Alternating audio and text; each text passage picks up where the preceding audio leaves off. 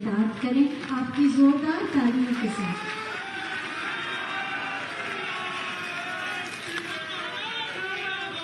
भारत माता की, भारत माता की, भारत माता की, वंदे वंदे वंदे।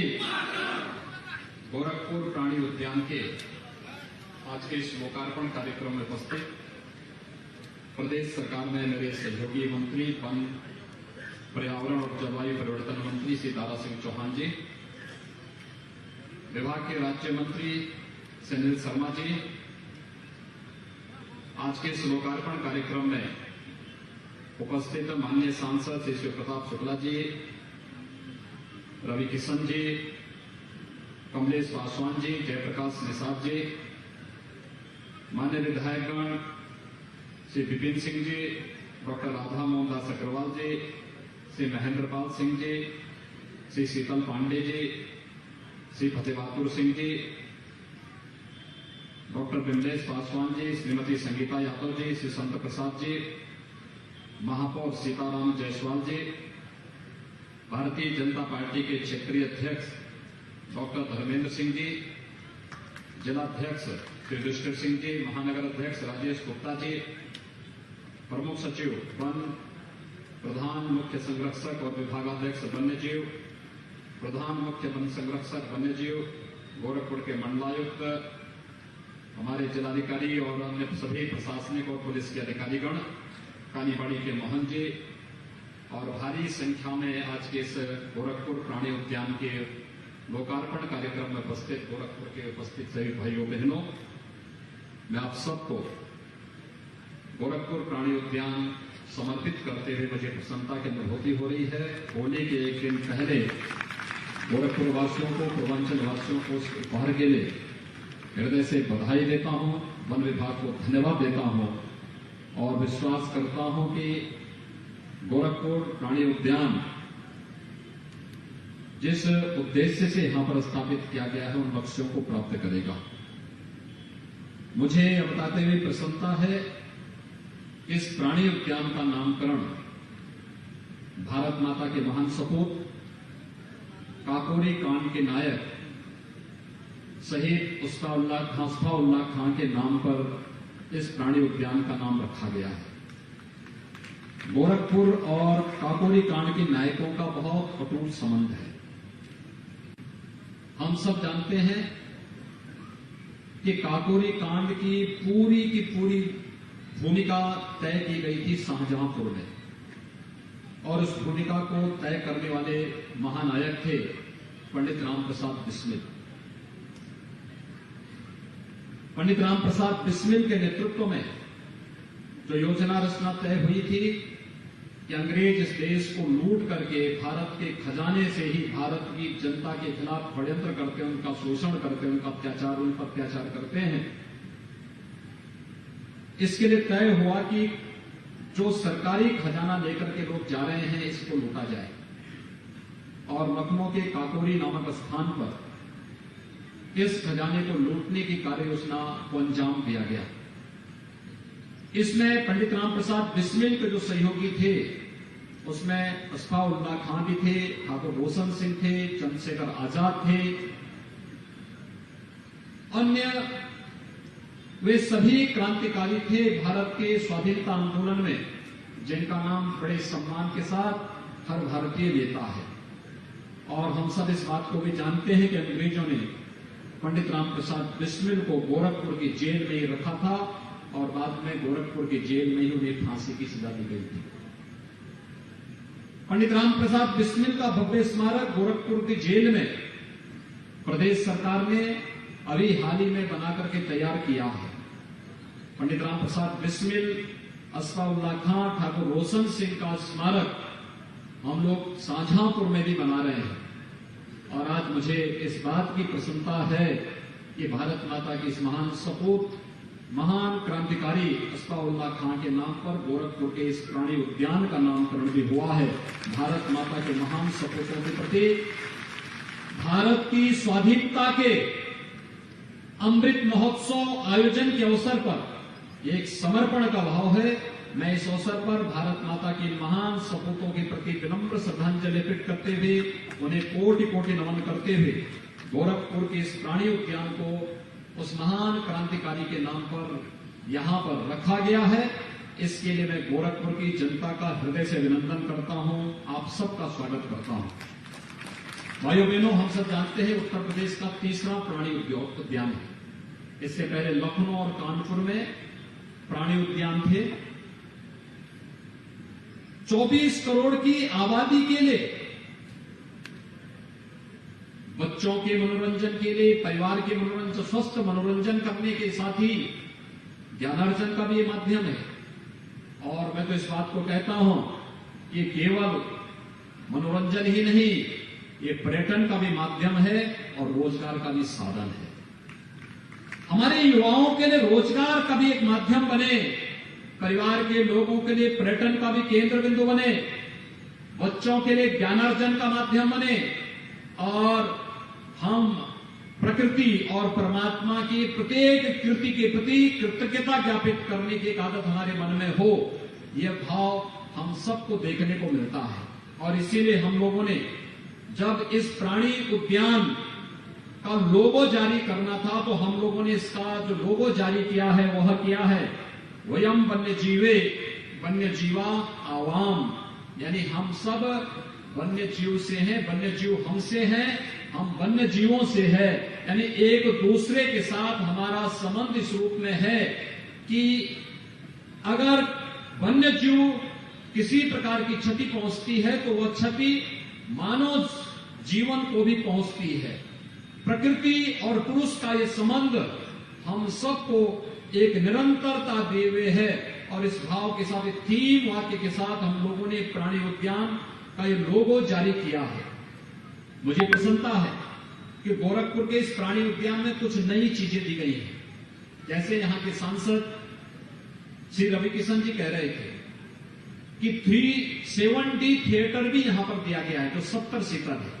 आप जाएंगे, बहुत अत्याधुनिक थिएटर बना हुआ है। छोटे से समय के अंदर कैसे प्रकृति के साथ समन्वय आपका स्थापित हो जाता है। एक बार आप जाएंगे तो 70 थिएटर का भी आनंद लेने का अवसर आपको यहां पर प्राप्त होगा। दूसरा, यहां पर अभी मैं जाके देख रहा था,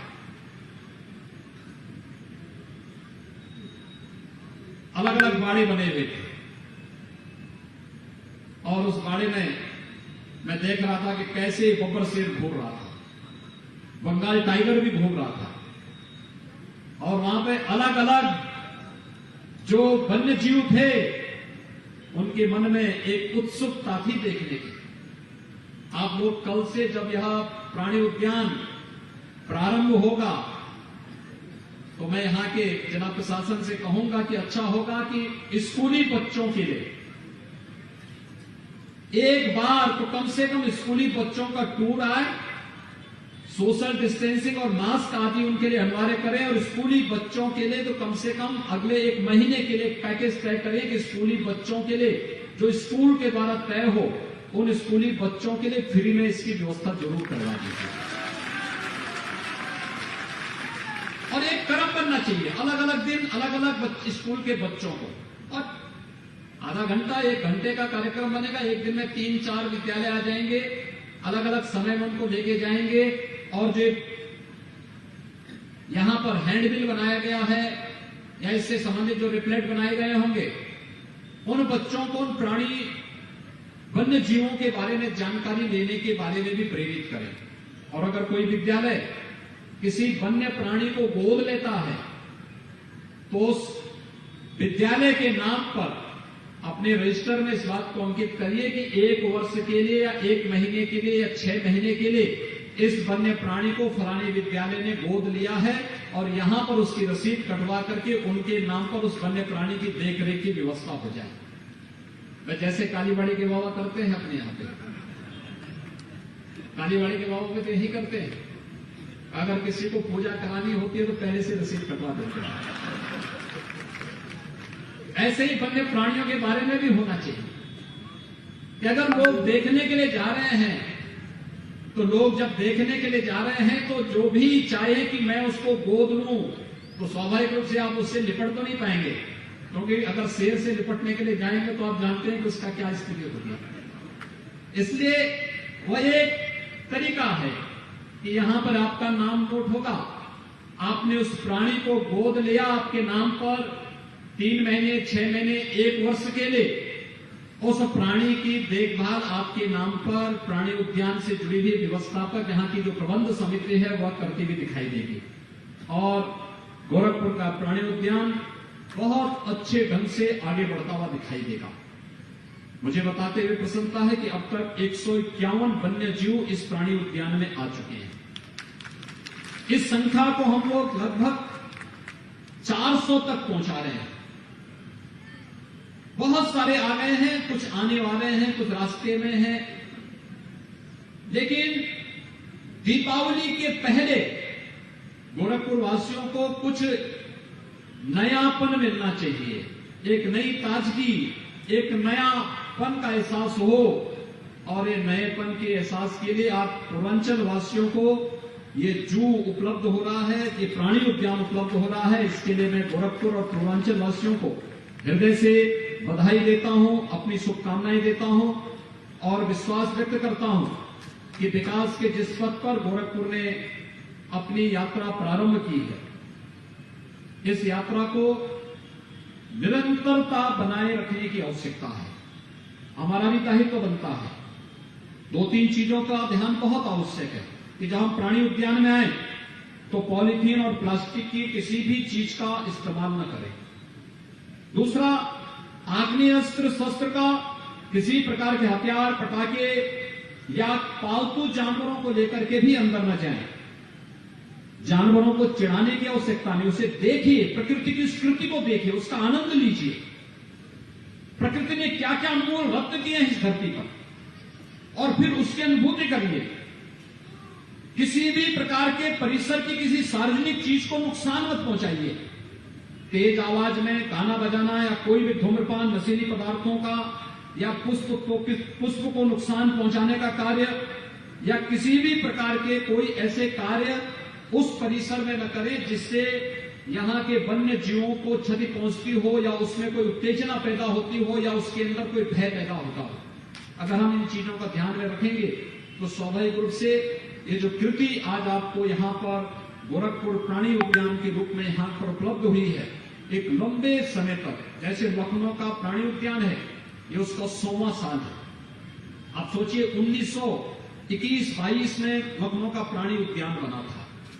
आप सोचिए उस समय लखनऊ कितना छोटा रहा होगा, लेकिन आज भी उसकी प्रासंगिकता उसी रूप में है और अपनी भव्यता के लिए, दिव्यता के लिए, मनोरंजन के लिए, ज्ञानार्जन के लिए, पर्यटन के लिए, रोजगार के लिए निरंतर नए लोगों को प्रेरित करता रहता है। आज यही स्थिति आप गोरखपुर के अंदर भी आपको प्राप्त हुई है। भाइयों बहनों, गोरखपुर को जो ये चीज आज उपहार स्वरूप होली के एक दिन पहले मिली है, मैं होली के इस अवसर पर आप सबको इस प्राणी उद्यान को समर्पित करते हुए होली की हृदय से बधाई देता हूं, होली की शुभकामनाएं आप सबको देता हूं। पूरे गोरखपुर वासियों को, प्रदेश वासियों को, पूर्वांचल वासियों को होली की शुभकामनाएं देता हूं। आप सबसे मेरा आग्रह होगा, कोविड यानी कोरोना महामारी एक बार फिर से अपना कहर बरपाती हुई दिखाई दे रही है।